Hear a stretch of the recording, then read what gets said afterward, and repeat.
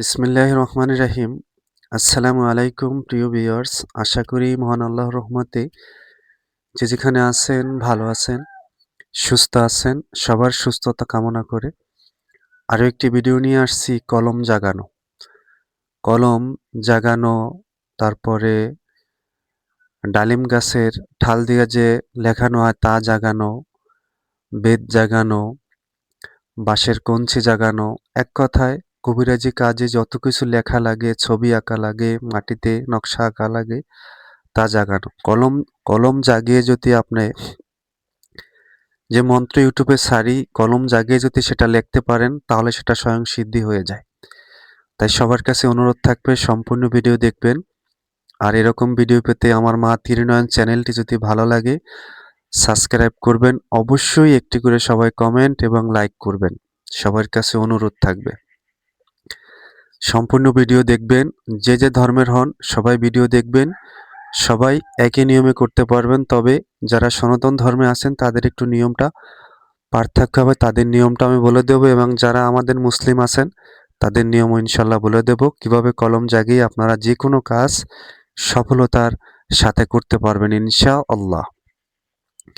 প্রথমে আরবি মাসের যে কোনো আরবি মাসের 11 তারিখ, আরবি মাসের 11 তারিখ যে দিন বৃহস্পতিবার হবে, নিয়মটা সবাই ভালো করে দয়া করে শুনে নেবেন। নিয়ম না শুনে যদি আমার ভিডিও দেখেন কোনো কাজে ফায়দা আসবে না শুধু মন্ত্র নিলে। যে কোনো আরবি মাসে 11 তারিখ যে বৃহস্পতিবার পড়বে সেই বৃহস্পতিবার আপনি এই মন্ত্রটা প্রথম শুরু থেকে এই মন্ত্রটা আপনি সিদ্ধি করে নেবেন। সিদ্ধি বলতে এটার কিছু দান সদকা আছে, এটা করে নিলে আপনার এটা কার্যটা হয়ে যাবে। আরবি মাসের বৃহস্পতিবার যেদিনকার পড়বে 11 তারিখ, আরবি মাসের বৃহস্পতিবার দিন, ওদিনকার আপনি আগে থেকে কিছু পায়েস রেডি করে রাখবেন। আর 1 কেজি বা সোয়া কেজি চালের পায়েস তৈরি করে রাখবেন, অথবা মিষ্টান্ন তৈরি করে রাখবেন।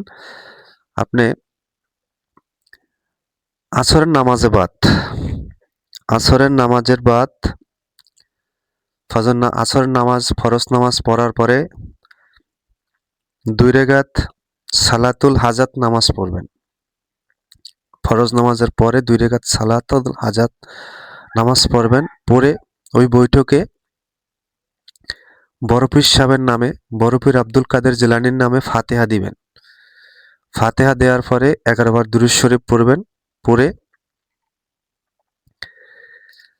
পড়া হয়ে গেলে ছোট ছোট বাচ্চাদের রাখবেন, এতিম বাচ্চাদের রাখবেন, মুরব্বীদের রাখবেন, আপনাদের ফ্যামিলির সবাইকে রাখবেন, এবং ওই নাস্তা বা পায়েসের সাথে 1 গ্লাস পানি রাখবেন কাঁচের গ্লাসে। ফাতিহা শেষ হলো, আপনার 2 রাকাত হাজাত নামাজ শেষ হলো, ফাতিহা শেষ করলেন বড় পীর সাহেবের নামে, তারপর বড় পীর সাহেবের নামে ফাতিহা শেষ করলেন, তারপর দুরূদ শরীফ পড়বেন 11 বার করে।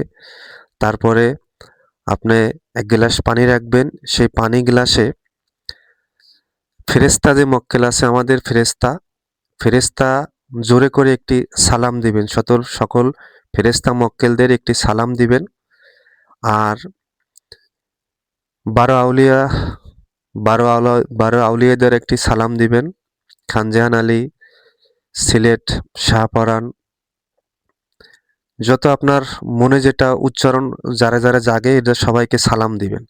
সালাম দিয়ে গ্লাসটা একটা ফু দিবেন, ফু দিয়ে ওই পানি এক টানে খেয়ে ফেলবেন। তারপরে ওই মিষ্টি যে আনছেন আপনি, মিষ্টি যে কোনো মিষ্টি সংগ্রহ করবেন, পায়েসটাই সবচেয়ে ভালো হয়, সিন্নি যেটাকে বলা হয়। এই ছোট বাচ্চাদের, এতিম বাচ্চাদের, আপনাদের ফ্যামিলির সবাইকে বিতরণ করবেন, আপনিও খাবেন। খেয়ে এই মন্ত্র 71 বার, স্ক্রিনে মন্ত্রটা দেখেন, 71 বার এই মন্ত্রটা পড়বেন। পড়ে কার্যটা শেষ করবেন এবং লাস্টে মোনাজাত করবেন।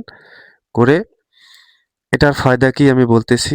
মোনাজাত করবেন 71 বার পরে মোনাজাত করে শেষ করবেন, সবাইকে বিদায় দিবেন।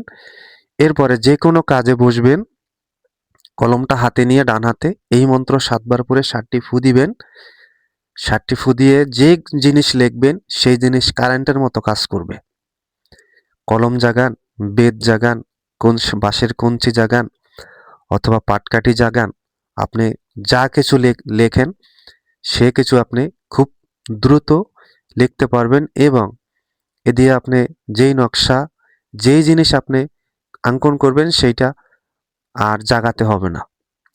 আর আরেকটা বিষয় হলো, যারা সনাতন ধর্মে আছেন তারা পূজা কার্য শেষ করে তারপরে এই একই নিয়মে আপনারা করবেন। শুধু আপনারা যেহেতু নামাজ পড়বেন না, শুধু পূজা কার্য শেষ করে আপনারা করবেন, তাতেই কিন্তু হবে। আর যদি আপনারা এরপরও বোঝা হলো পূজা কার্য শেষ করে বড় পীর সাহেবের নামে পায়েস বিতরণ করবেন, ফাতিহা দিবেন, দিয়ে মোনাজাত করে তারপরে আপনারা এভাবে ৭১ বার মন্ত্র পড়ে জাগাবেন, গ্লাস পানি খাবেন এবং ফেরেশতাদের সালাম দিয়ে পানি খাবেন, সকল আউলিয়াদের সালাম দিবেন, দিয়ে পানি খেয়ে ৭১ বার মন্ত্র পড়ে এভাবে কাজ করবেন। একই নিয়ম, নিয়মে কোনো পার্থক্য নাই, একই সিস্টেম, একই নিয়ম। আরেকটা বিষয় হলো, এইটার একটা মূল হাকিকত আমি বলছি আজকে। আমার যারা ভিউয়ার্স আছেন সবাই যারা দেখেন, বড় পীর সাহেব এবং ১২ আউলিয়া এবং সকল আউলিয়ারা কিন্তু এই আপনার কলমের সঙ্গে থাকবে। আপনি যখনই এই মন্ত্রটা জপ করবেন, যদি আপনার দিব্য চক্ষু ত্রিনয়ন থাকে অথবা কোনো ঐশ্বরিক ক্ষমতা থাকে, তাৎক্ষণিক দেখবেন আপনার কাছে হাজির হয়ে গেছে। আশা করি সবাই বুঝতে পারছেন। সবাই ভালো থাকবেন, সুস্থ থাকবেন। অবশ্যই কলম জাগিয়ে যে কোনো কার্য করবেন, কার্যটা ভালো হবে এবং সিদ্ধি হবে। আজ এই পর্যন্তই। আসসালামু আলাইকুম ওয়া রাহমাতুল্লাহ।